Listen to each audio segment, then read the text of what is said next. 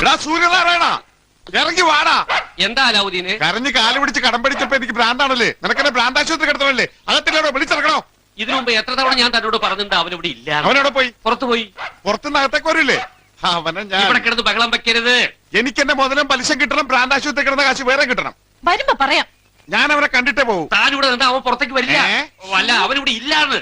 ഞാനിവിടെ നിന്നാലേ പ്രശ്നമുള്ളൂ. ഞാൻ വരാണ്ടേ കയറി ഇരുന്നോളാം. ഒരു കാര്യം ചെയ്യാം, പുള്ളിക്കാരൻ ഈ മാസം കിട്ടിയ ശമ്പളം മതിയെങ്കിൽ ഞാൻ പോയി എടുത്തോണ്ട് വരാം. ആ ശരി, മതി. അത് ഞാൻ പലിശയിൽ വരെ വെച്ചേക്കാം. എന്നാ നമുക്ക് ഇരുന്ന് സംസാരിക്കാം. ശരി, വാ. ഇരിക്കെ.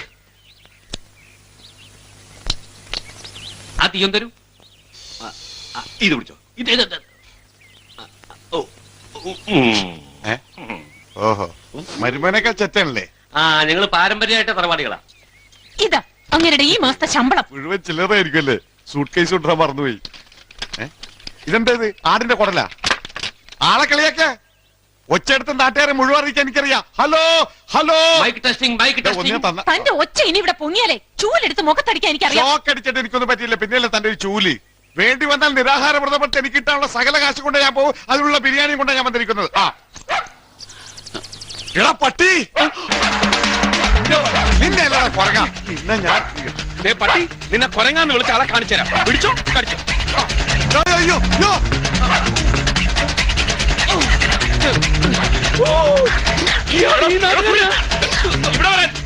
ഇവിടെ വരാനാ പറഞ്ഞു.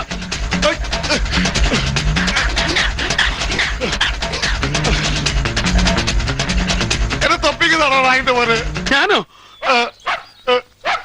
നിന്നെ ഞാൻ എന്താ എന്താ ഡോക്ടർ പിന്നെ നായിന്റെ പോലെ എന്ന് വിളിച്ച്? അയ്യോ ഷോക്ക്.